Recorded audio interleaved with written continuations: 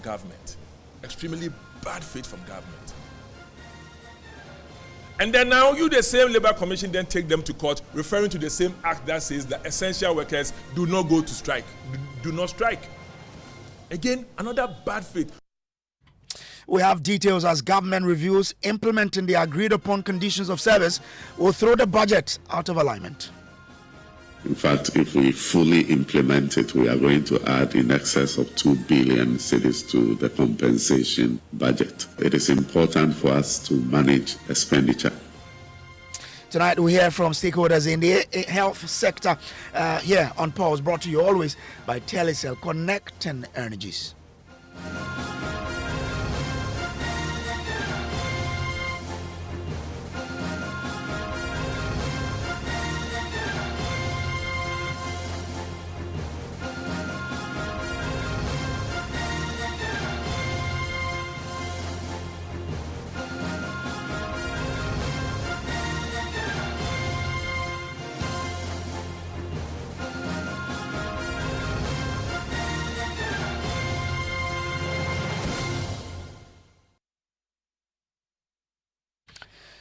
Let's settle for details here on Top Story, brought to you always by Telecom, connecting energies. Now, the minority in Parliament is tonight tearing into the John Mahama-led NDC government, accusing it of acting in bad faith for failure to resolve ongoing nurses' strike.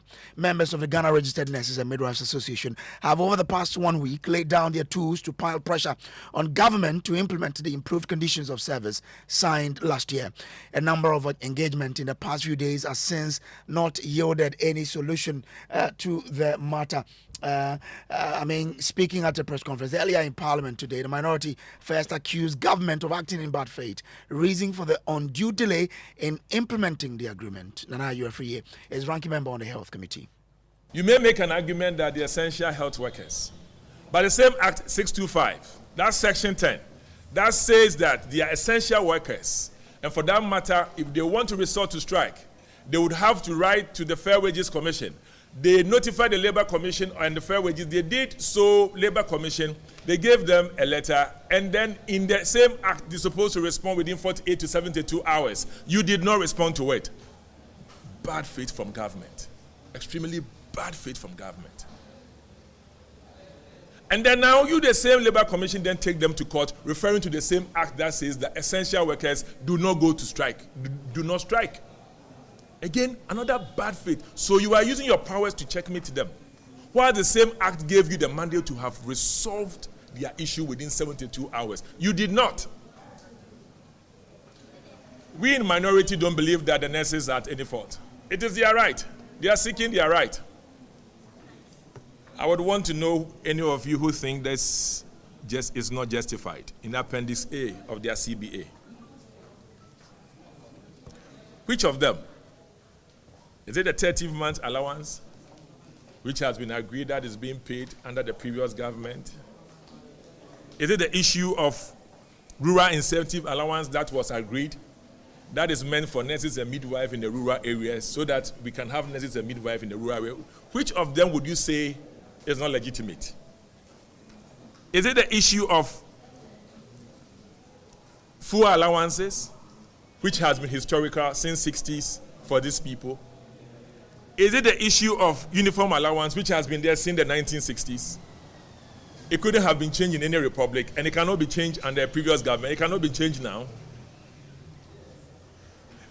So you see that all the expectations in the CBA called for in Appendix B is justified and not far-fetched. But government has not seen the need to have engaged them since January. They feel undermined as far as their rights are concerned. And that is why they advise government that, okay, we're going to wear red bands for the first stage. The next stage, we're going to do OPD. And the next stage, IPD, inpatient. And now, total strike. And nobody was listening to them to have taken them to court. Even taking them to court is an extreme act of bad faith. You don't. Everybody is being assertive. They have their rights within the law. You cannot use the law to checkmate them. That's not right. So that's the ranking on Parliament Health Committee, Nana Ayuefriye. But we are learning that there's an update on that particular one in Parliament where, according to our reporter there, James Veggie, there seemed to be some misunderstanding, and the fact that the Speaker has even directed that marshals walk him out of the House. Let me join my colleague now, on the line. Avaji, tell us what exactly is happening, in the House. Well, we'll try and bring you what's happening in Parliament in that regard. Okay, let's take you to the House of Parliament now. Leading to the adjournment. Doc, just want to have a word with you. You stood up to make a statement on the floor. What exactly did you want to say? For which reason you had a clash with the Speaker? Today we've had a press conference here, right? After you are done with the press conference, you have to do your business on the floor. And therefore the hands that have to capture the same thing that we did to the public here, but by virtue of the proceedings, you have to capture it in the Hansard. And that's what we are trying to do. The statement here is not different from what I told the press. Yet the Speaker is not admitting to it. Now, the Order 93.1 allows for issue of urgent public importance. You explain to the Speaker at his discretion, he allows it. He insists that he's not allowing it, and he's been too partisan on this when the order is saying the issue of urgent public importance. If issues that is causing lives and death, losing lives and death is not important, I don't know why else we are in this Parliament for. Were you able to bring to his attention? Were you able to bring to his attention why you want? Yeah, I did. Oh, yeah, we can do. Yeah. So sorry, I did. Yeah. So we're going to have a press conference. Sorry. And so the minority is coming to have a press conference to address the issue properly. But what just happened on the floor, leading to the Speaker ordering the marshals of Parliament to move the Member of Parliament as well as the ranking member on the Health Committee out of the House, was when he rose to his feet. In fact, before he rose to his feet, the majority leader had moved that, bearing any further motion, he moves that the proceedings be be adjourned before he stood to make a statement. And the Speaker insisted that the House have been moved to adjourn, but he wanted to make the statement, leading to a back and forth between him and the Speaker. The Speaker actually calling on the marshals to take him off the floor of Parliament, and which led to the abrupt adjournment of the House. You see there in your shots, the minority are gathering the ranking on health, Nana Ayuefriye, together with the whip of the House, the Deputy Whip Habib Idris, are ready to address the press. Let's listen to them. We are here clearly to explain to the public the extreme partisan nature of the first Deputy Speaker of Parliament. He's been extremely partisan this evening, disregarding the provisions of the standing orders of this House. This House has orders, and the order in 93.1 allows for issue of urgent public importance for statements to be admitted. Minority pleaded for him to exercise the highest form of discretion. But the first Deputy Speaker failed. I think the Deputy Speaker has a lot to learn from the Speaker himself. The Right Honourable Speaker is extremely liberal, encourages the provision and the execution of the standing orders. But the first Deputy Speaker, who is extremely partisan, has denied us the right of the minority to exercise what we have to do as far as this strike is concerned. What did we do this morning? We met you and then made you aware of our position. But it doesn't end there. Our business is in the House. So we made a statement, a joint statement between myself and Jerry Ahmed, basically to get the hands out to capture our position. And that's the way we work. And from this, you can deliberate on it and then put the necessary pressure on government to do what he has to do. But that is official. Regardless of the press conference we had earlier, this is our work. And the only way to have made it formal was to go through an urgent statement. But he has refused that. He has refused that. When the Order 93-1 allows him to have admitted this on issue of urgent public importance. In issues like this where people are dying, if this is not important, what's our business in the House now? Threatening that he is going to expel myself and my colleagues out when we're trying to plead on nurses to go back to work and also ask government to be reasonable with their posturing towards nurses. What else do you expect from a minority? A reasonable minority. A reasonable minority who are not playing politics, unlike them. Whenever they had opportunity on health, they always played politics. A very reasonable minority here, we understand that nurses, their rights don't have to be breached. We understand the nurses are so right. But we are even pleading on the nurses that when government decide to speak with them, they should be merciful. On the face of their right, they should just lean towards the trying to be so sympathetic to Ghanaians. What have we done wrong for the first deputy speaker to have not admitted this statement that is speaking for Ghanaians and asking nurses to go back to work and also urging government to be responsible? The partisan first deputy speaker did not allow that. That is what happened. We've come to explain to you. Thank you very much. God bless you all. And so you had the ranking on the health committee. Nana, are you free? Honorable, just wanted to have a quick one with you. You also had some brushes with the speaker when you first inquired to know the circumstances under which.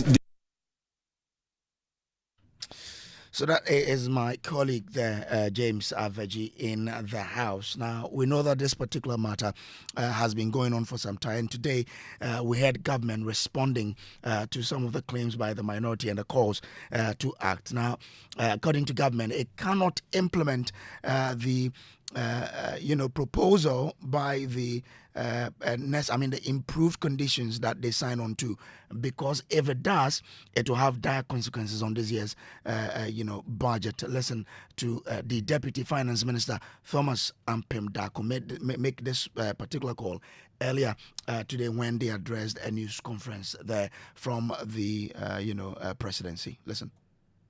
The reality is that we have over 120,000 nurses, and the implementation of the current condition of service that they are demanding will have serious consequences for the budget. In fact, if we fully implement it, we are going to add in excess of 2 billion cedis to the compensation budget. We have all committed that in our resolve to reset the economy of this country, we must maintain a 1.5% primary balance surplus every year in order to bring our debt levels to sustainable levels. And so it is important for us to manage expenditure. So that is the Deputy Finance Minister there. We also do understand that one of the things government is doing to deal with the impact of the absence of the nurses and midwives is having, for retired nurses return to the hospitals to render healthcare services. Listen to him. While working around the clock to resolve the impasse, the Ministry of Health has taken the following steps to mitigate the suffering of Ghanaian patients unduly affected by the strike. The ministry will in the next few minutes publish a comprehensive list of facilities to complement facilities where nursing services are lacking and where patients can seek health care. Given the urgency of the situation and suffering of the patients, government appeals to public-spirited retired nurses and midwives to volunteer their services for a brief period pending the resolution of the impasse. We further express our deep appreciation to practicing nurses who have opted to remain at post to help suffering patients and urge others to show similar fellow feeling and assist our ailing compatriots even as efforts are made to address their concerns. So that's how government is dealing with the impact of the strike across the country. Lead data analyst here, join us, Isaac Kofiaje, joins me in studio to give us a clear understanding of, the economy and how the government says if they accommodate these improved conditions, it could put the budget out of alignment. Kofi, let's understand what the details are on the economy. Well, Kojo, so the big fiscal number now is that 2 billion Ghana cedis that the Deputy Finance Minister mentioned. And we've been doing some diggings. And what we understand is that this year, 2025, government has a threshold. And according to what we are learning, they do not want the compensation of employees' budget, which includes wages and salaries, to be more than 33% of total revenue this year. We understand the government is pegging this figure as 76 billion Ghana cedis out of, that 293 billion they've projected to spend this year. And in fact, we've been trying to understand healthcare budget since 2020 COVID period, because we understand that this is the period that the nurses and the midwives enjoyed a lot of benefits from government. And what we are learning is that if you look at this 2 billion Ghana cedis that the Deputy Finance mentioned, it means it will cost government close to 167 million cedis every month if they decide to implement this in full. And also, what we are trying to establish is how health budgets has been growing since 2020. We understand in 2020 the health budget for the country grew by 22%, grew by 21% grew by some 26% in 2021 and 17% in 2022. Now in 2024, when these 8 agreements were reached, the growth of the healthcare budget was somewhere around 48.53%. 2025, you will be shocked possibly that amidst all of these gains in 2025, healthcare budget drops by some 0.26%. It shows a clear indication of where government is heading towards, and the fact that they feel that in 2025 is a big fiscal year and it will be difficult to implement these conditions of service this year.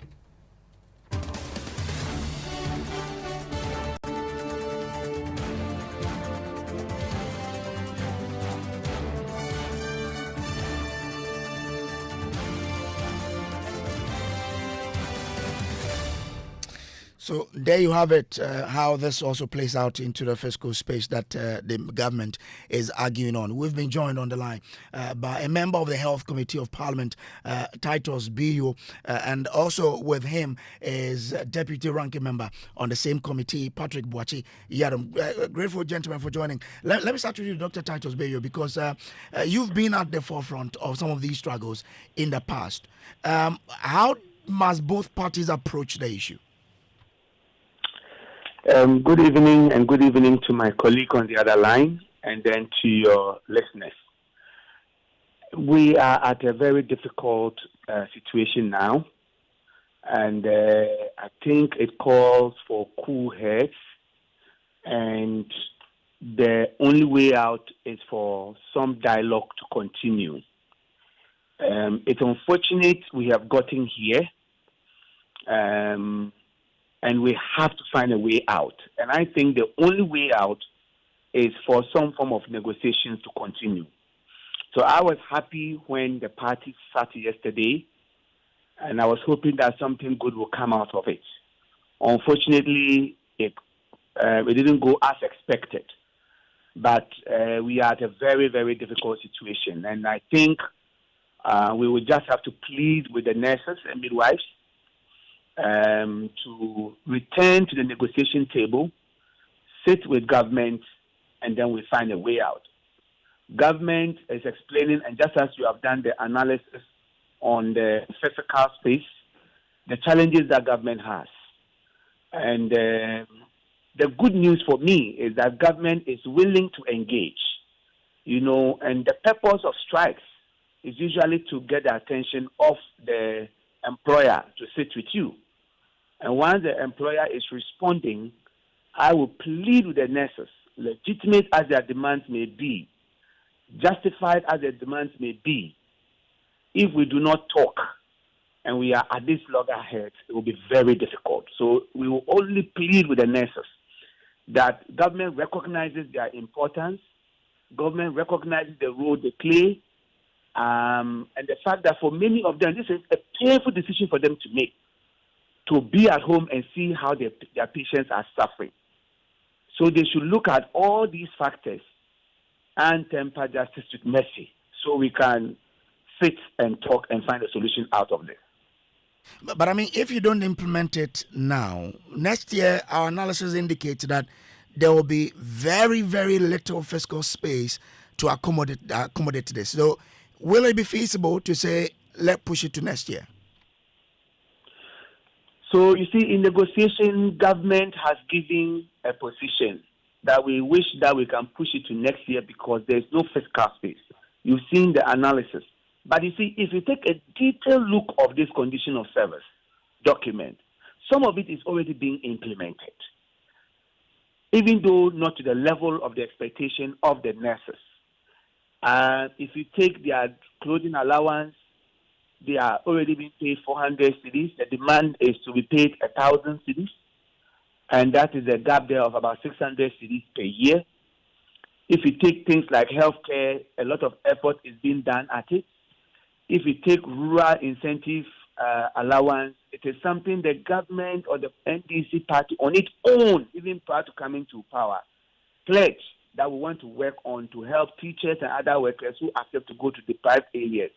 So they would recognize that government itself intends to do some of these things. But we have all been celebrating the finance ministry for the fiscal discipline that they have exhibited that has gotten our city stronger, that has brought us this far. So I think that we have to look at all these factors. If they are saying next year, it means that they can work to accommodate it somehow. It may not be everything, but I think it can be accommodated. But I am of the strong belief that if they would resume the discussion, there may be some low-hanging fruits that government may look at and implement. And that is the point of negotiation. But you cannot negotiate while on strike. It is the reason why we are pleading. Government was even helpful, did its best. And you can see a minister that is passionate to find a solution. Okay. It's the reason why, even though against the labor law, you should not be talking while on strike, they still manage to have another meeting. Okay. I'm grateful to you, Doc, but do stay with me. Let me bring in your colleague, who is the deputy ranking member on the Health Committee of Parliament, Patrick Boachi-Yadom, to join in this conversation. So, I mean, from where we are, there's a deadlock here. The nurses are still holding on to their earlier position. Government says we don't have the fiscal space to pay. What can you as a health committee do so that there is a solution to the issue at hand? Well, thank you, and greetings to you and to my colleague on today, health committee met.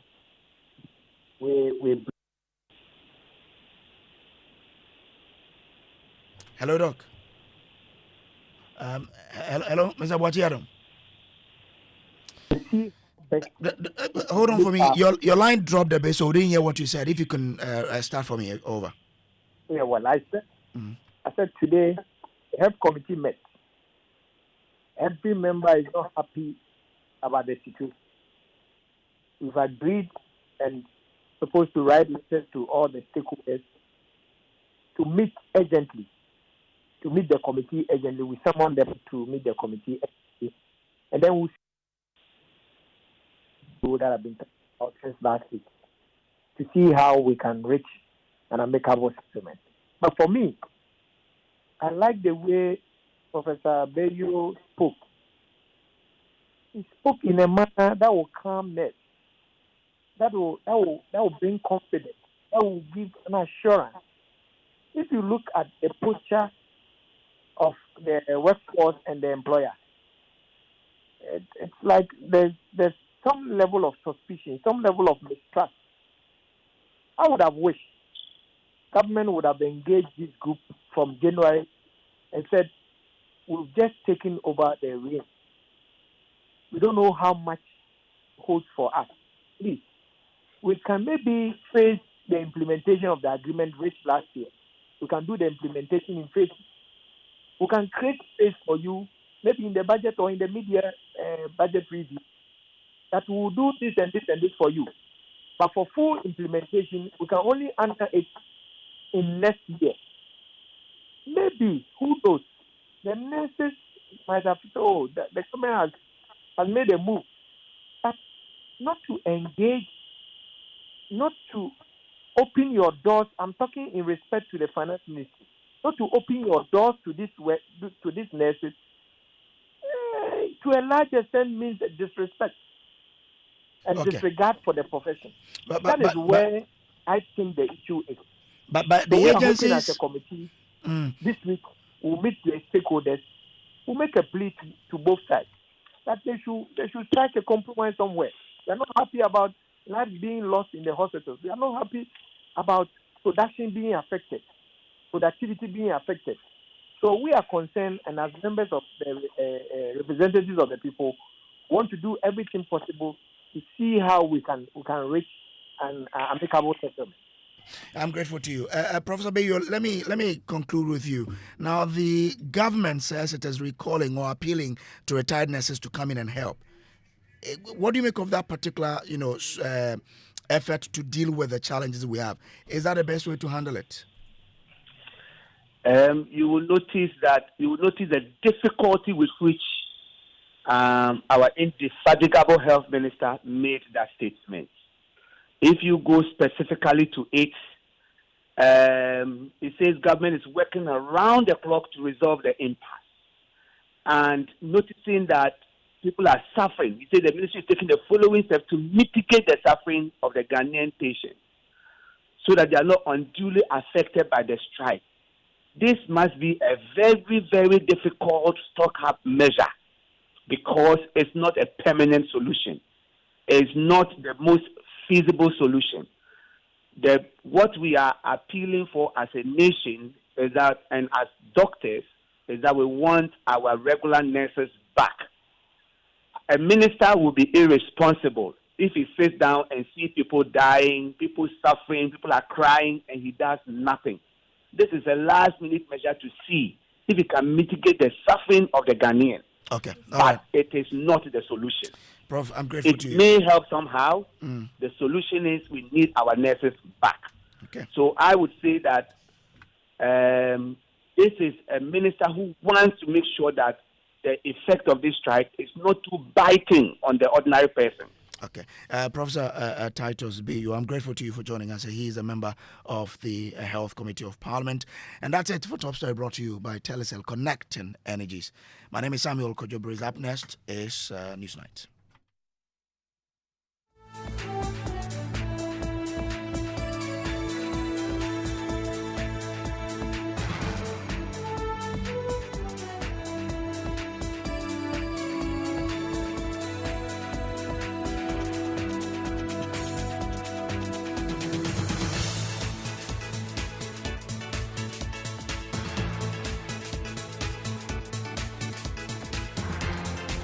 Years of joyfulness. Hashtag Stop Galamsey Now. Good evening and welcome to Newsnight.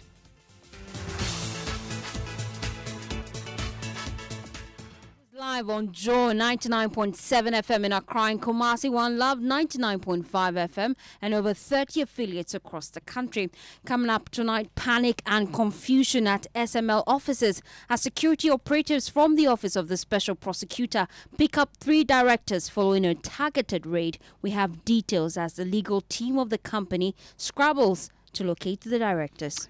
Also coming up tonight, Ghana's healthcare crisis deepens as doctors take the strain of the wards with no end in sight for the striking nurses and midwives to return to work after passionate appeals by government. House give do drug administration and all that by myself. I'm supposed to close at 4 p.m. but because of the strike, sometimes I go home around 7-8 o'clock thereabout. More as the National Labour Commission secures order of substituted service against the striking nurses, but the Fair Wages and Salaries Commission insists it cannot continue with negotiation while the strike continues. It is important that they call off the strike because we cannot continue an engagement when they are on strike and they know it. They need to come to the table. Let's continue the engagement. We'll bring you more updates from across the regions. It's barbaric and unacceptable. Tonight, GJA wades into assault on Joy News journalist Lateef Idris by MPP supporters as it calls on the police to redouble its efforts to bring all perpetrators of the act to book. Coming up in business. Well, World Bank warns Ghana's economy will be hit by some fresh threats in new global outlook report. And in sports, the Ghana Football Association confirms the postponement of the WAFU Under-20 tournament scheduled to take place in Accra with just 4 days before kickoff. And a bit later, data delight as Ghana's telecom sector gets a boost for fair pricing and better services. We have details of these and many other stories coming up tonight. My name is Kenneth Jesse. I am Faustina Safo. Please stay with us.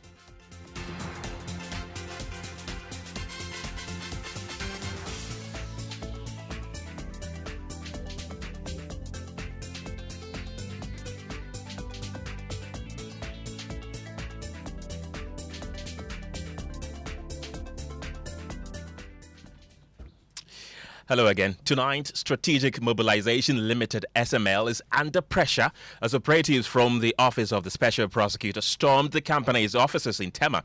SML has been at the center of multiple corruption-related allegations, particularly over contracts awarded in the downstream petroleum sector under the previous administration. Well, these same contracts are now key elements in ongoing investigations, including the case involving the former finance minister, Ken Ofori-Atta. It remains unclear what specifically the OSP was after tonight, but the raid was forceful. More than a dozen heavily armed officers descended on the premises in a coordinated operation. Well, my colleague Michael Ashali was at the scene and joins us live with more. Michael, explain what exactly happened. Well, firstly, so about the time that we got to the office of SML, there were 3 branded vehicles with the police blue and white lights mounted on them. These vehicles that were spanning the entire length of the SML edifice, and they should be around 300 meters in all. So there's one at the far end, in the middle, one at the other end. And then just a few minutes after that, these vehicles all came together and went into the building.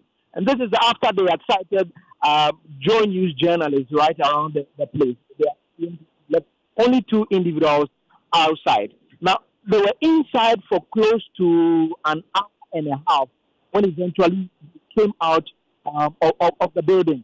All throughout this, we weren't given access into the building. In fact, at some point, we were told to stay away from the area and that we shouldn't try anything funny. So, but all of this, when they eventually came out of the building, there were 5 vehicles in all. I remember seeing 3 Toyota vehicles that had this light on it, but these were taken. And then there was another Tundra as part of it. 5 vehicles in all, with some of them brandishing weapons, some of them also wearing the police uniform, and wearing the police uniform. Now, after all of this, I tried to get closer to them, and after they left into the office itself, the SML office, and just when I was approaching it, I heard somebody say, "Ama Fanina, Ama Fanina." That they have taken the item. I was trying to ask questions when I go there, but they said they would talk to me. But one gentleman who offered some information tells me that when he in some of the top management, that was when he revealed to me that at least 3 directors at the Tema office were picked up in that particular road whilst the gentlemen they took them along. What he tells me is that before he knows they are from the office of the special prosecutor, he's assuming that they are bringing them to the office of the prosecutor. So they'll be chasing up, coming hopefully to get some more and get them released. But who exactly he is and all of that, he's asked me to keep that under wraps for now. So that is exactly what we know. More than a dozen vehicles eventually leave the SMO Tema office with 3 directors, we are told, firstly. Based on your checks on the ground, did they at least have a search warrant? Well, firstly, those details are things that I'm not able to confirm at this time, as we have heard already, that they may have a search warrant. But what we know so far is at least these men were at the office and also some individuals from these particular offices. But you've been doing some checks at the office of the OSP. What did you find? Well, for we've been here for close to 30 minutes after leaving the SMO office, following the information that we got from somebody at SMO. We've been trying very hard to try and pick up information at all, sniff at all, but that has proven very difficult. Right from the gate, we asked not to enter the when we came, we saw individuals wearing suits. I want to believe that these are supposed to be people who are possibly following cases, but they were in front, and just minutes after they entered the building, we haven't seen any other after that. But the office of the OSP is very, very, very quiet. Although the car park is almost full, nothing of a sort is happening outside.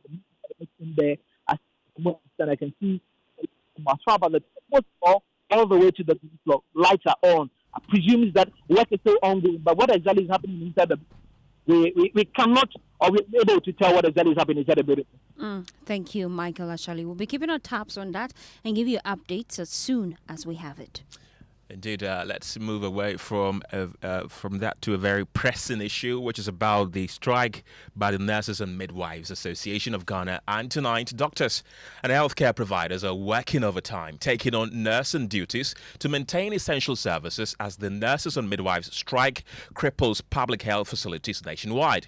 The Fair Wages and Salaries Commission has halted negotiations, citing the strike as a barrier to further discussions with the Ghana Registered Nurses and Midwives Association. Well, earlier today, government made a desperate plea to retired nurses and midwives to step in and help alleviate the country's health crisis as patients suffer and the healthcare system teeters on the brink. Well, government also disclosed that the striking nurses and midwives' demands would require a staggering 2 billion cedis through the budget of GEM. But this was rebuffed by the leadership of the striking nurses and midwives. Latest on this strike is that the National Labour Commission secured an order of substituted service to be served on the leadership of GRNMA. Kenneth, you've been going through that statement that they put out. Tell us more. Indeed, and the excerpts of it says that upon reading the affidavit of Martin Didemodo of House number 00476998, Suhumi in the Eastern Region of the Republic of Ghana, for and on behalf of the plaintiff/application hearing filed on the 5th day of June 2025 in support of motion ex parte for interlocutory injunction, and upon hearing the submissions of Alexander Uzu Jr., counsel for and on behalf of the plaintiff applicant hearing, it is thereby ordered that the application is granted and the respondent hearing, its executives, officers, members, agents, servants, employees and other persons linked to the respondent are hereby injuncted or restrained from carrying on the illegal strike with immediate effect. It concludes by saying that it is further ordered that this order lasts for only 10 days, and upon expiration of the 10 days, the application should be repeated on notice to the respondent.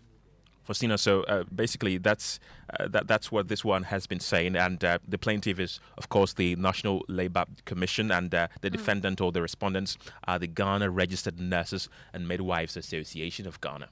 And we'll be exploring what that means for the industrial action in subsequent bulletin. But while all this is happening, patients, however, continue to suffer in pain without healthcare. At the ADSA Healthcare Centre in the Ashanti region, Fiscal Assistant Joanna Watri painted a grim picture where she revealed that a few nurses left are dangerously overworked. I have to take vitals, do drug administration and all that by myself.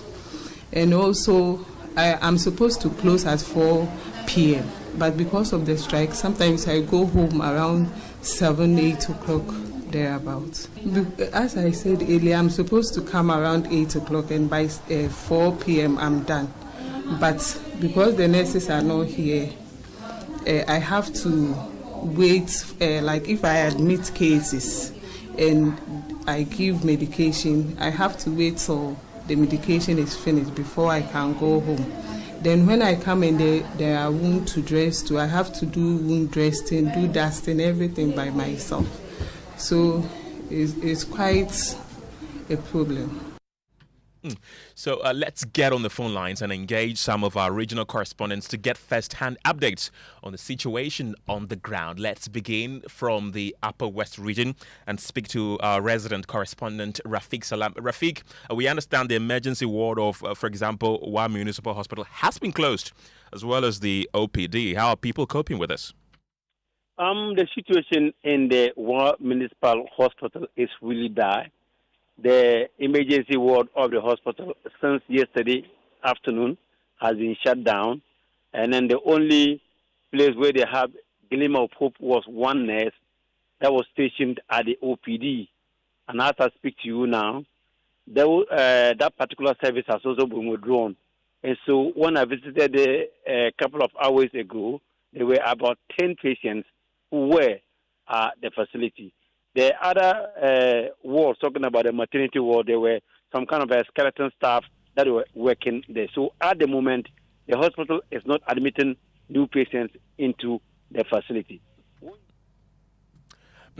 Right, and the health minister earlier indicated that they're calling back retired nurses and midwives to come and assist. Are you getting any indication that retired nurses and midwives in the Upper West region are complying with this?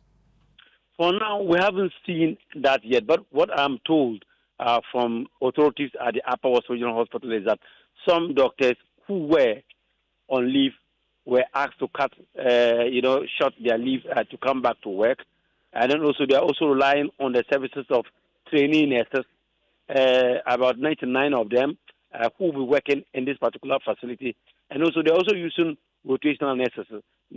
That is what is really happening at that particular place. But when you come to the SDD UBIT Medical Center, what happens is that there, at least the facility is working, but they are depending on locum nurses that are doing locum services. That's what is really happening. But there too, where we have nurses that belong to this striking association, they are not really in there. So the situation here is really dire. So patients in the Upper West region, what they are now doing is that they are now having services from private facilities. And then Upper West is not like Accra, where you have a lot of private health facilities. There's only one in the one municipality, which is the Homeland Clinic. If you go there now, there are a lot of citizens who are cramming there looking for quality health care. And that means that particular health facility is now also being overstretched. It's now overstretched. It's inundated. There are a lot of maze of patients at that particular facility, and then and they can't cope up with a number. Right. Rafiq, thank you. That's our Upper West regional correspondent. Let's head to the Western region now and touch base with our resident correspondent, Inathalia Kwansa. Inathalia, brief us on what you observed across the region. Okay, so in the Western region, the situation is the same, just like other regions. For instance, in the Kwesimintin Hospital, they are doing with a little over 30 rotational nurses who are helping with the labor ward and then the NICU, which is very critical to them.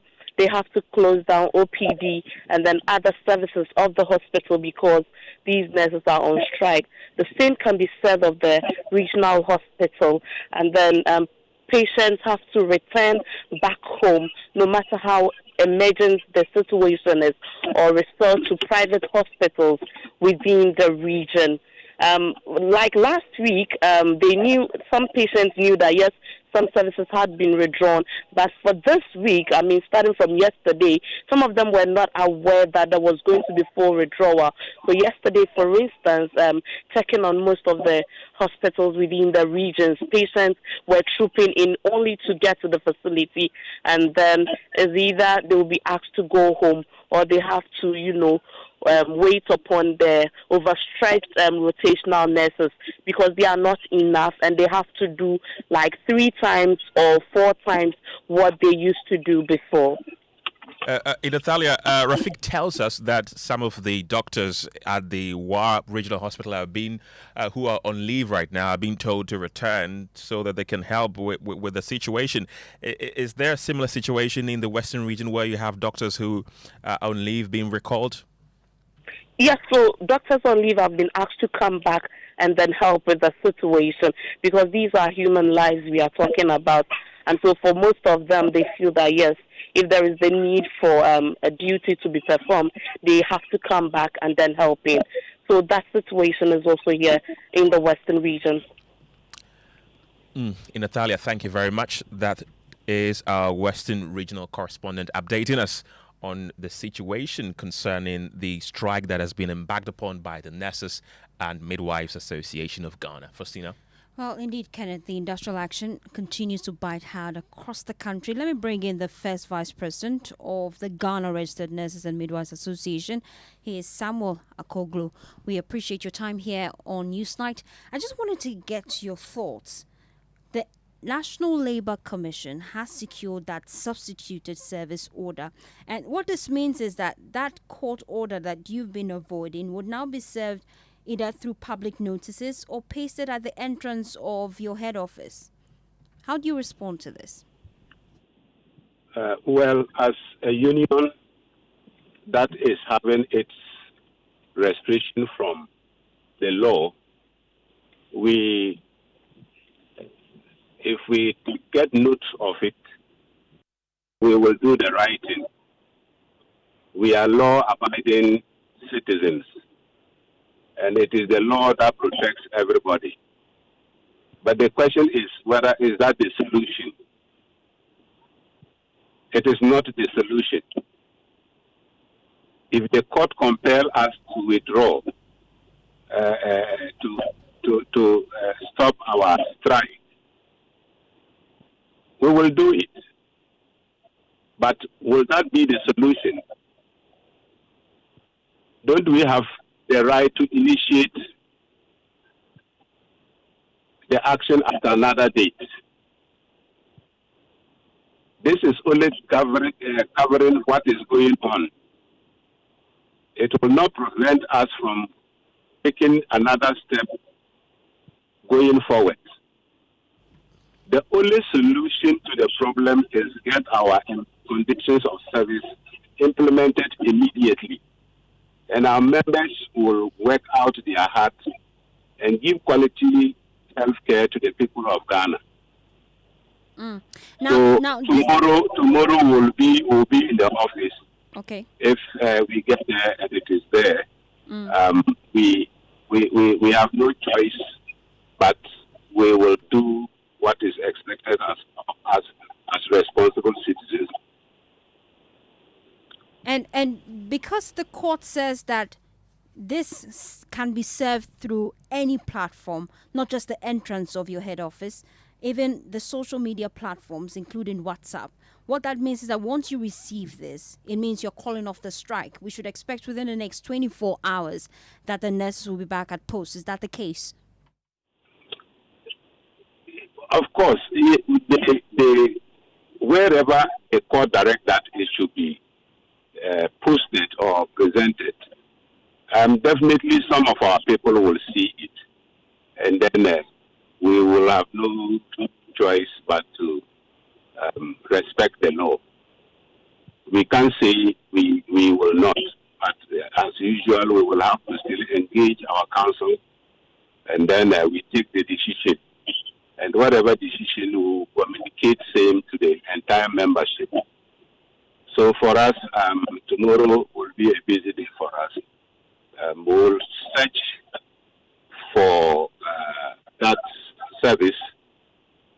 Once it is announced that we have been served substitutedly, we will look at it.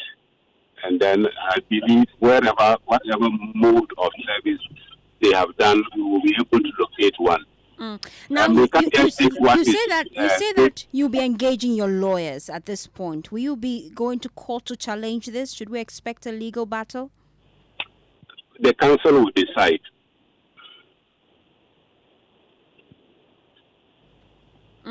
But at the heart of this, your demands have not been met yet. What would you do moving forward? Apart from the council meeting, you'll be returning to post that you have told us? If that is the order of the court, what can we do? But I'm saying that it is not the solution. It is not the solution. What is the solution from where you sit? The solution is getting our conditions of service implemented immediately, like others was implemented last year and they are enjoying it. We cannot only take nurses as the only people who should sacrifice to ensure budgetary discipline. If that is going to be the case, then everybody who is entitled to allowance in the public sector should also be stripped up of their allowance, particularly the politicians and the senior public servants, so that we know that everybody is sacrificing. Thank you so much, Mr. Samuel. He's Vice President of GRNMA. Okay, let's still stay on this matter and speak to the Chief Executive of the Fair Wages and Salaries Commission, Dr. George Smith Graham. Grateful for your time this evening. Your meeting with the striking nurses and midwives yesterday ended inconclusive after you told them that their demands cannot be met because they were not captured in this year's budget, which was reiterated by the minister today. Looking at the impact that this strike is having, are you considering going back to the negotiation table with the striking nurses and midwives anytime soon? Thank you very much, and good evening to. Sorry, let me talk radio. Thank you very much, and good evening to your listeners. We are already engaging. I don't like using the word negotiation because what is happening now is an engagement. The conditions of service was signed between two institutions, that is the net and government. Now, government has a challenge. As if the unions have a challenge, they will come to government today. Government also has a challenge because of the way the implementation went. The injunction on government, the fact that government could not budget for it. And that's the reason why, as a government, we've approached them to say, this is the situation we are facing. Can we have this adjustment?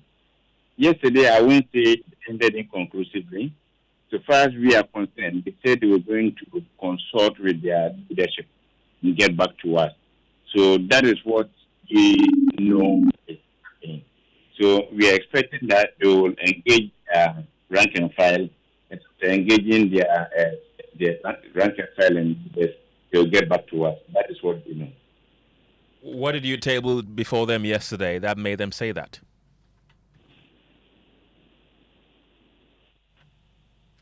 Hello? Hello, Dr. Smith. I'm asking what you tabled before them yesterday that made them say that. Yeah, what we tabled before them yesterday was that, one, we have a challenge because of the injunction and also the fact that we could not budget for it. We want to shift the implementation date for the conditions of service and then the expiry date. So that once we shift the implementation date to January 2026, that means that they will enjoy the full benefit of the conditions of service that they have negotiated. And it will also give government enough fiscal space to be able to take care of the other issues. And we also put before them that once they are on strike, it creates a little challenge for us when it comes to the engagement. So we appeal to them to call off the strike, and then they can come back for us to continue with the engagement. And they mentioned to us that they're going to consult their leadership and get back to us. So that is what we are waiting for. It appears that your interlocutory injunction that you secured is not being obliged to by the Ghana Registered Nurses and Midwives Association. Does it worry you? We have not secured any interlocutory injunction. I think it's the Labour Commission that is doing its work. We are the lead negotiators of government, and we are continuing with our engagement. And so whatever it is, they should be able to come, call off the strike, come back to us, and we'll continue engaging. Right. Dr. George Smith Graham, thank you very much for your time this evening. He's the Chief Executive Director of the Fair Wages and Salaries Commission. Well, away from that, the Ghana Journalists Association has strongly condemned the attack on Lateef Idrisu. Here at Joy News, during his coverage of the detention of the MPP chairman Bernard Bisiako, popularly known as Chairman Wuntumi, at the Yoko and Organized Crime Office. Well, the attack occurred when a group of MPP supporters who had gathered at Yoko to show solidarity with Chairman Wuntumi reportedly assaulted Lateef. Speaking at a press conference, the president of the Ghana Journalists Association, Albert Jumfo, described the act as barbaric and expressed the association's outrage over the attack. As you may have heard, on May 27th, 2025, the Minority Caucus in Parliament and some sympathizers of the new Patriotic Party, MPP, staged a demonstration in front of the Economic and Organized Crime Office, YOCO, in Accra to solidarize with and also call for the release of the Ashanti Regional Chairman of the party, Bernard Bisiako, popularly known as Chairman Wuntumi, who had been detained at the YOCO at the time.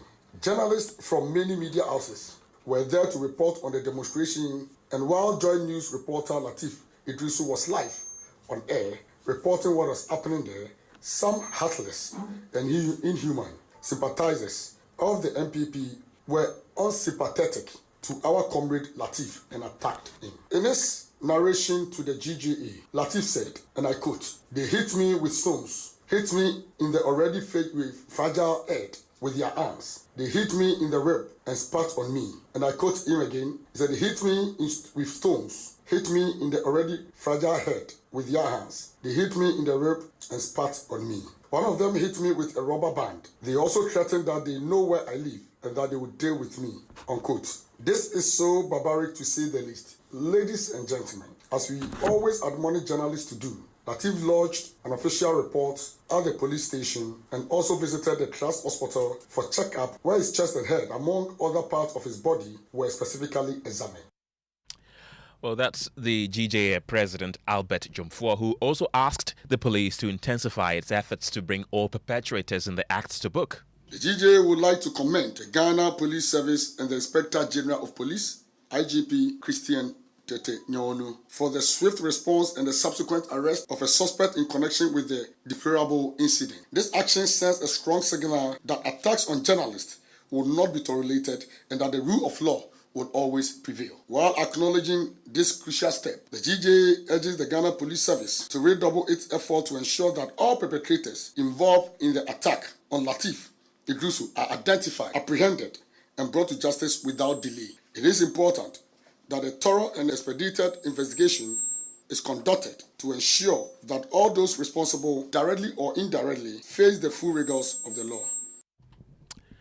It's now time for business, and George Wiafe is in the studio with the latest. George, it's been a long time I heard anything about the city. How is it doing? Well, it's doing fine. Depend on what market you want to look at.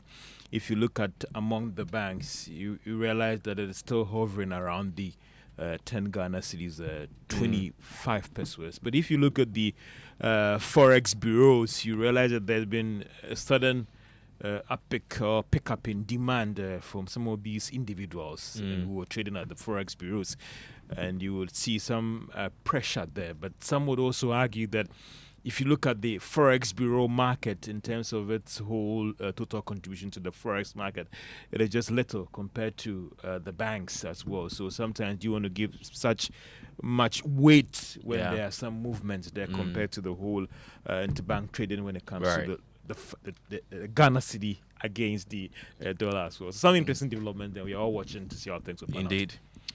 Well, for the headlines, the World Bank warns Ghana's economy could be hit by some fresh threat in its new global outlook report. And Ghana, of course, will be getting you more details as well in this bulletin about development in the telecom space as well. The business news on Newsnight is brought to you by MTN Business. Welcome to the new world of business. Kingdom Books and Stationery, your number one stop shop for all your office essentials, Sinter's tanks and Pepsodent, Herbal and Charcoal.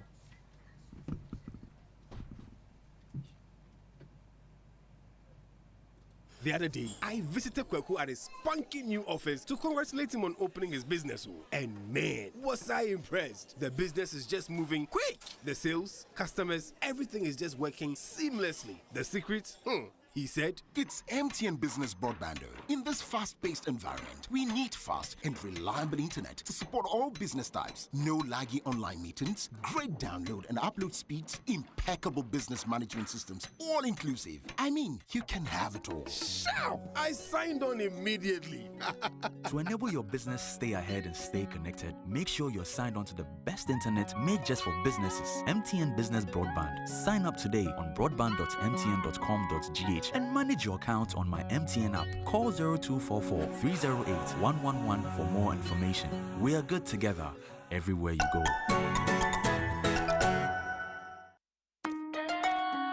Son, we are so proud of you for setting up this hospital. I really love those hospital beds and waiting chairs. By the way, did you import them? No, Dad, I didn't. I actually got them from Kindle Books and Stationery right here in Ghana. Wow. We also bought our office supplies, safes, executive desks and chairs from Kingdom, and they gave us expert advice on how to set up our office. Guys, that makes 3 of us. I also got our sofa and bedroom sets, plus our dining hall furniture for our new home from Kingdom. Wow, Mom, that makes 4 of us. I usually get my stationery items from Kingdom, and my teacher also mentioned that our classroom furniture was provided by Kingdom. So there you have it. Whenever you're thinking about setting up an office or acquiring furniture for your home, etc., Kingdom Books and Stationery should be your first point of call. With over 40 years experience in the industry, we stock and supply a wide variety of globally sourced office and home furniture, stationery and equipment. Visit our head office, Osu Akwaje, or our office near the Osu Stadium. We're also in Tema Community 1, opposite Olam SHS, Kumasi KNUST campus, UCC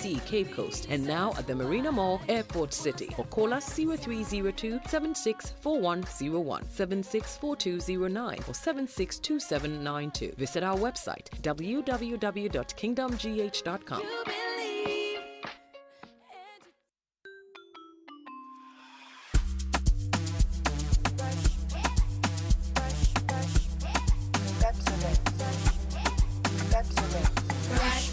Brush your teeth every day and night, up and down and all around, brush like feeling bright.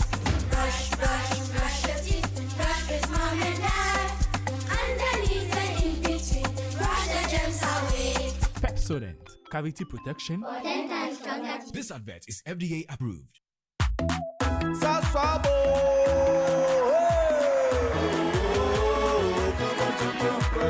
Sasso, sasso, se come tonton preco.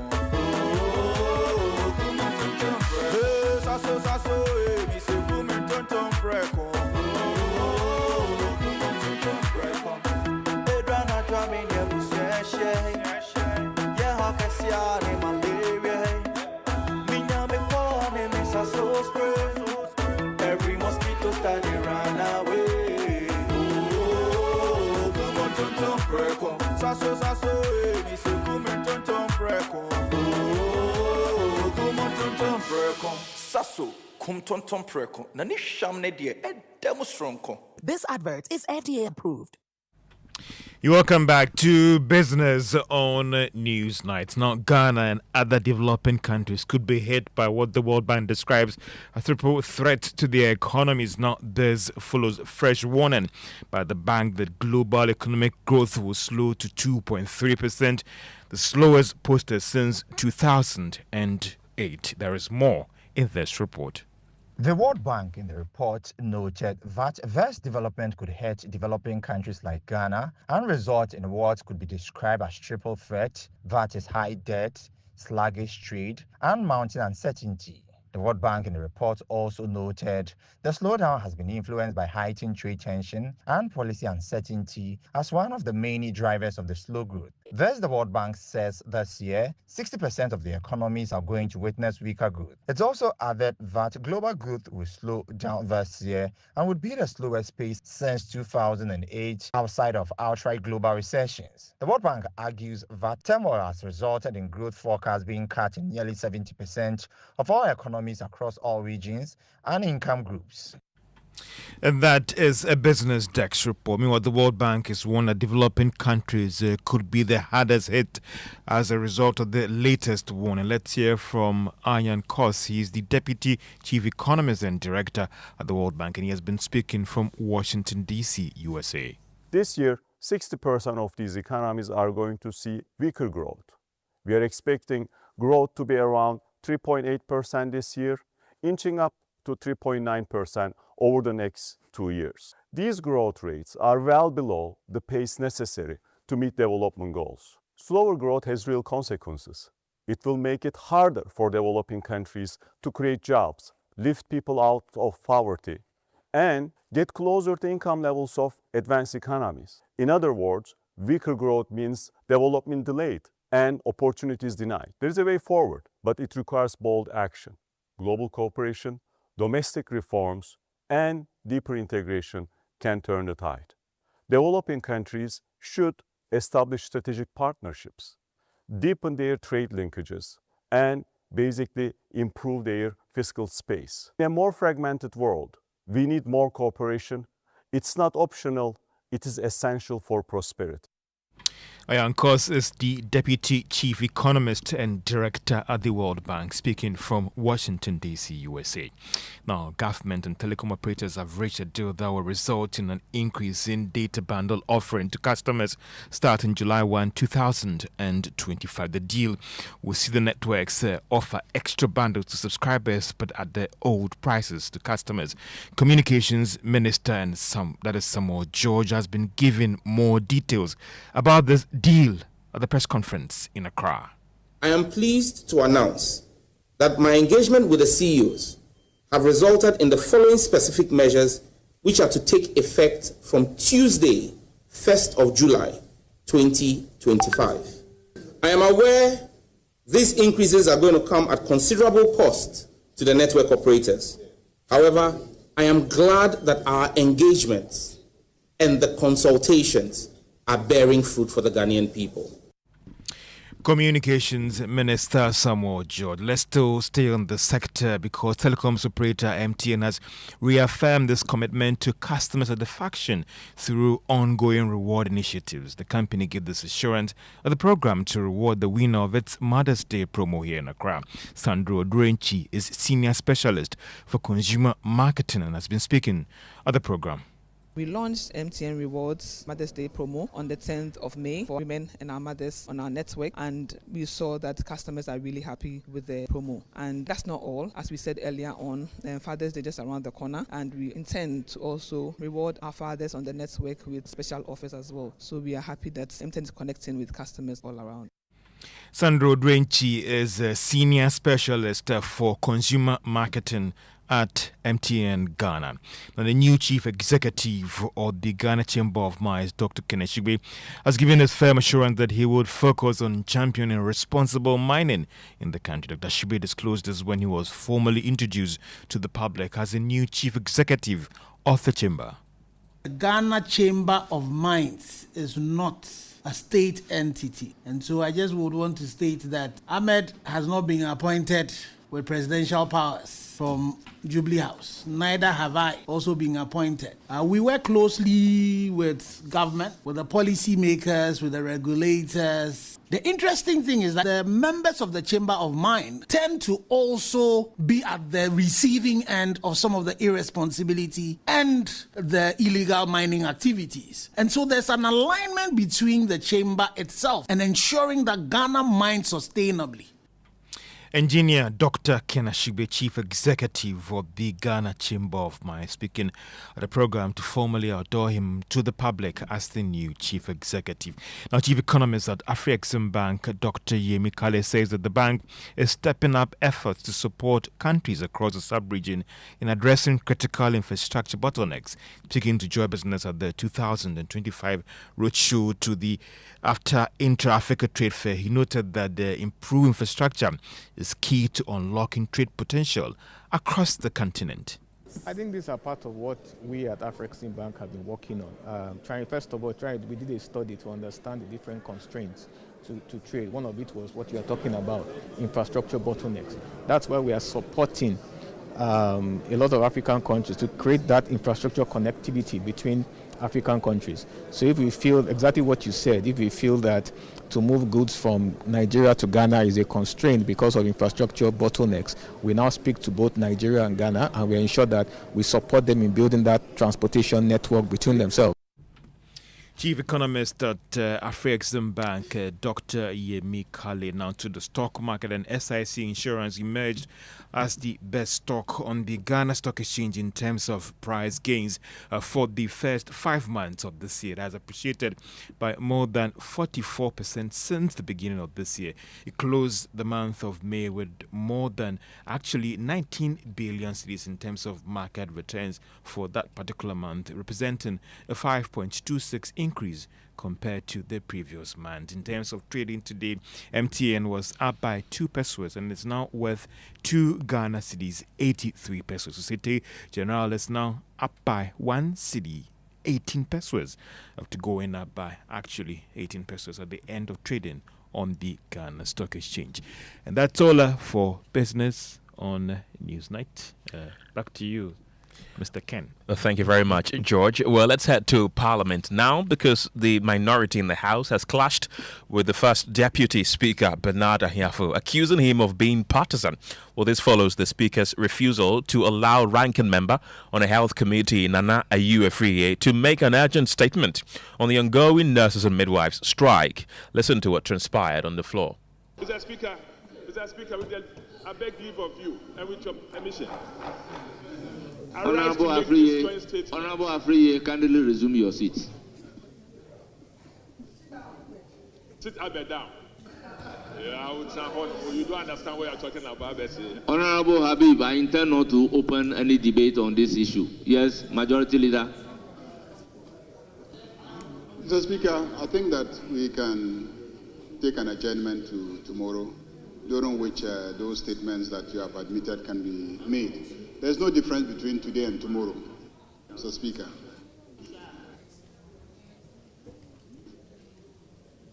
Yes, honorable members. Motion. Yeah, Mr. Speaker. I rise to second the motion. Yes, I rise to second the motion.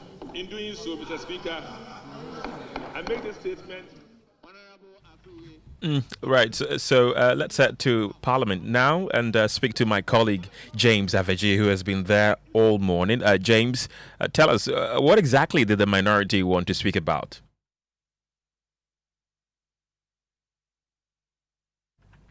We're trying to get my colleague James Aveji to tell us what really the minority wanted to talk about that resulted in that particular scuffle that happened there. You're still listening to News Now here on Joy 99.7 FM and our numerous affiliates across the country. Remember, you can join us with your thoughts and comments via WhatsApp on 055 1111 997. Be sure to share your thoughts with us. We'll be glad to read it. It's now time for sports, and Musbao is here with the latest. Musbao? Yeah, Ken. Well, while we wait to connect to James Aveji, quick update from the Ghana Football Association, because we were just 4 days to the kickoff of the WAFU Under-20 Championship, with 16 national teams were expected to participate in it, but they've been left in limbo as the Ghana Football Association have confirmed the postponement of the tournament, which, as mentioned, was scheduled to take place in Accra from June 15 to the 30th. The announcement was captured in a statement that was published by the association on its official website earlier today. The tournament, which is set to be held for the first time, was expected to feature teams from countries including Nigeria, Senegal, Cote d'Ivoire, Burkina Faso, and of course host nation Ghana, with the aim of creating a more unified and competitive platform for young footballers from both WAFU Zone A and Zone B. Now, although the Ghana Football Association did not provide specific reasons for the late postponement, stated the decision was made to ensure the best possible conditions for a successful tournament with a new date yet to be confirmed. Well, we know the under-20 team had been in camp preparing for this, and of course it's a big shock to the players. And just finally though, there's a big game happening between Senegal and the England national team, which is expected to kick off in just some few minutes from now. It's part of preparations for the England national team, also for Senegal ahead of the AFCON later this year, and also England for their upcoming engagement in Europe. And the head coach of the England national team has been praising Senegal. Tough opponent, very physical opponent, high quality individually. They play in top clubs throughout the whole team, throughout the whole pitch. There's high level quality, a lot of intensity, very physical team. They love to play and run. So we will have to match that, and looking forward to it. Yeah, so if you're heading home, is one game you can keep an eye on. England versus Senegal. Definitely a big game. Sadio Mane opted out of the game, citing some issues he has with fans of the Senegal national team. But we'll see how it all unfolds. That's it, Ken. Thank you very much, Ms. Bao. Well, let's take you back to the House of Legislature and speak to my colleague James Aveji. James, what exactly did the minority want to speak about that led to that accusing fingers being thrown at the first Deputy Speaker, Bernard Ahiafo? Well, Ken, so this afternoon, the ranking on the Health Committee, Nana Ayuefue, had addressed the media about the ongoing strike by the nurses or the members of the Ghana Registered Nurses and Midwives Association, and indicated to us that he would be making a statement on the floor on the matter, calling on Parliament as a whole to intervene in the issue.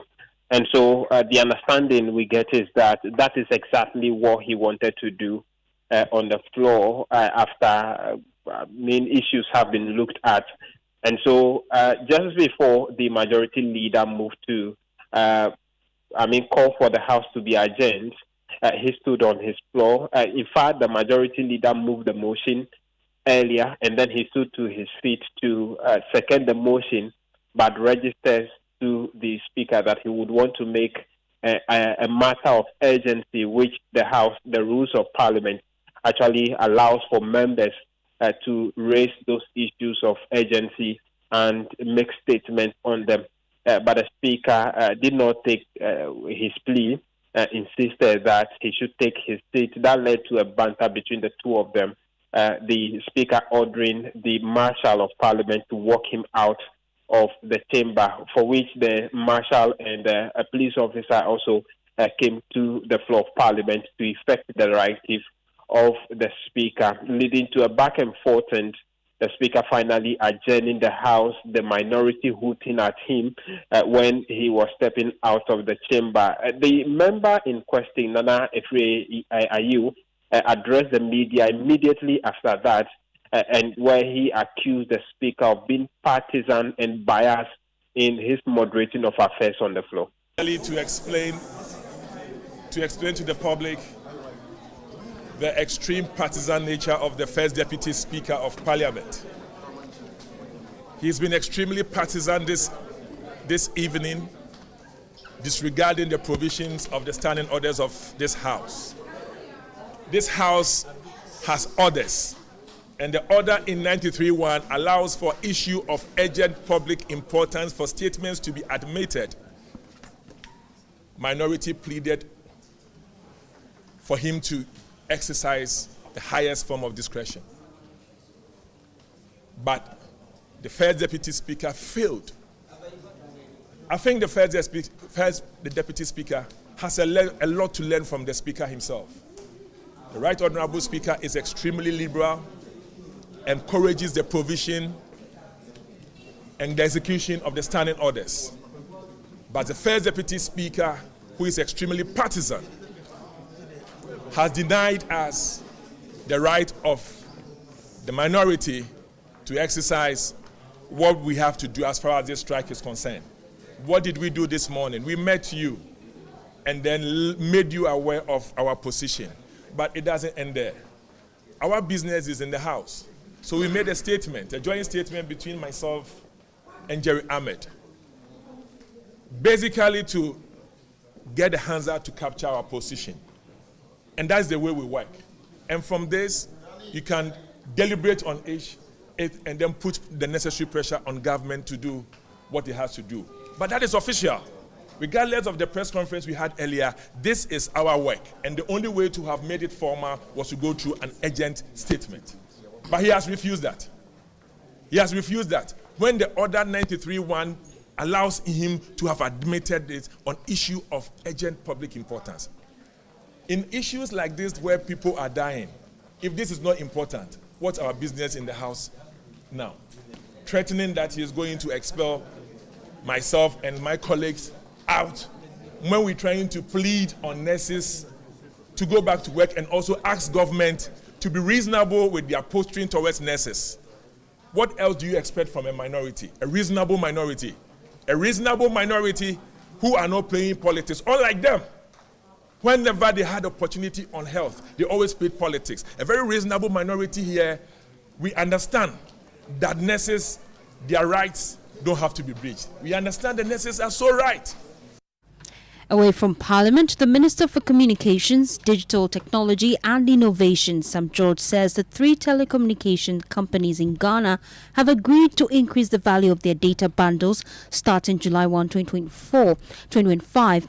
According to the Minister, AT and Telecom will implement a 10% increase in the value of their data offering, while MTN, as the dominant market player, will raise its data bundle by 15%. Well, this adjustment, he added, follows negotiations between the government and telecom operators as part of broader measures to enhance affordability and improve digital access for consumers. Sam George emphasized that the agreement is aimed at ensuring fair pricing and better service quality in the telecom sector. At this juncture, I am pleased to announce that my engagement with the CEOs have resulted in the following specific measures which are to take effect from Tuesday, 1st of July, 2025. Airtel Tigo Ghana, AT Ghana. A 10% increase in all data bundles currently offered by the network. Additionally, the 400 Ghana CD bundle, which currently offers 195 gigabytes of data, will now offer 236 gigabytes of data. Ghana Telecommunications Company Limited, Telecom. Also, a 10% increase in all data bundles currently offered by the network. Their 400 Ghana CD bundle, which currently offers 90 gigabytes, will offer 250 gigabytes from 1st of July. Scancom Ghana Limited, MTN. A 15% increase in all data bundles currently offered by the network. And I'm pleased to announce the restoration of the 399 Ghana CD bundle, which currently has been changed to the 350 CD bundle that offers 92.88 gig, will henceforth be reinstated to 214 gig for 399 Ghana cedis. While the announcement has been welcomed by the public, some people who spoke to Joy News said the adjustment is a step in the right direction. It's a step in the right direction. This is the first time we're hearing, with the emergence of the Fourth Republic, that there's been an increase in bundle and all that. We've never had that before.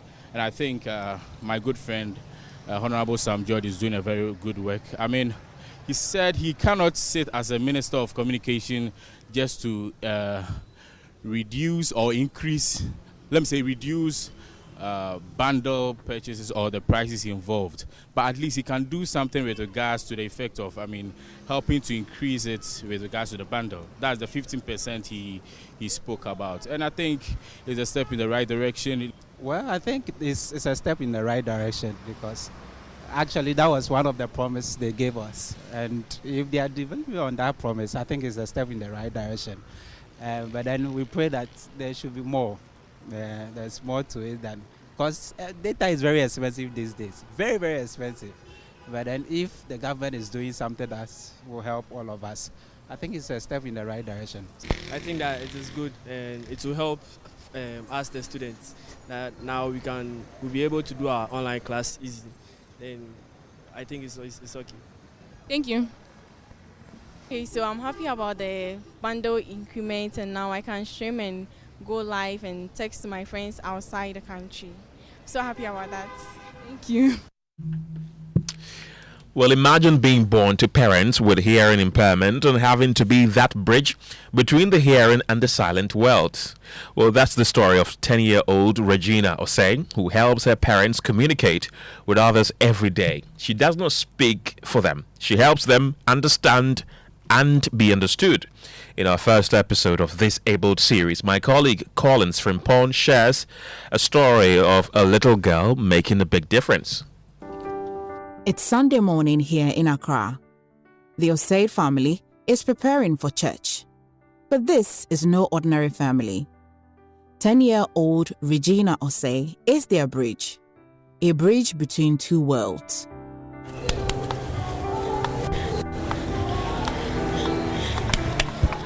Regina's parents are both deaf. When she was born, Regina only knew their silent world, sign language, the only language spoken in their home. My grandmother was the one who trained me how to speak. Because I don't see them speaking. They were only doing the sign language because I saw them doing that. So I didn't speak again. For 2 years, Regina lived in a world without spoken words, learning to understand and speak only through her parents' signs. But as she grew, Regina's world expanded. She wants me to become an interpreter for the whole nation. It was only when Regina making sounds with her grandparents that her parents realized she could hear and speak. Relief and hope filled their hearts. Hope that their daughter would be their voice to the world. They were thinking that I'll become deaf because almost the whole family is deaf. So, and then my mother gave birth to me. My father's family asked my father and my mother that can I speak. Because of that, my mother became worried. And so she took me to the hospital. And then the doctor said, I'm not deaf, I can speak. Regina has embraced this role with pride. When communication becomes difficult, at the hospital or in public, Regina steps in, interpreting for her parents and others in the deaf community. They always shows me alphabet, pictures and phonics. So because of that, I was able to translate. I feel excited to be able to translate because if I wasn't able to translate, by now I'm not like this. And so because of that, I told my mother that if I grow up, I'll become an interpreter. But Regina's path hasn't always been easy. At school, she faces isolation and misunderstanding. I feel happy sometimes, and sometimes I feel sad because people always say that my parents are poor and I don't have phone. Because I don't have phone and tablet, so my parents are poor. And when it's our day, they always bring, almost the whole class bring their phone and tablet so that I'll be saying they should dash it to me, but I don't always say that. But when I get closer to them, they'll be saying that my parents are deaf, they don't have money, so I should leave them. Despite the challenges, Regina's heart is full of hope. I wish my parents would buy me something like tablets and phone so that, and also make me to finish school and let me to continue school so that I'll be the better person in the future. I want to become a president because if I become a president, I'll be rich and I can help the disability people. Together, they dream of a better future for their children. My dad is the only one who bears everything, and there's nobody to support him. He's the only one who pays my school fees, my brother's school fees, and give my mother money to go to the market and do so many things. My mother learned how to sew dress. Her parents working tirelessly. Her father the main provider. Her mother learning to sew despite struggles. Together, they dream of a better future for their children. In a world where communication is a right, not a privilege, Regina Osei stands tall. She is more than a daughter. She is a lifeline, a beacon bridging silence and sound. For Regina, the language of love speaks loudest through hands, heart, and hope. Collins Frimpong, Joy News. Well, that's how we wrap up tonight's edition of News Night. My name is Kenneth Jesse. And I am Faustina Sako. But Geek Squad is up next with Adobe.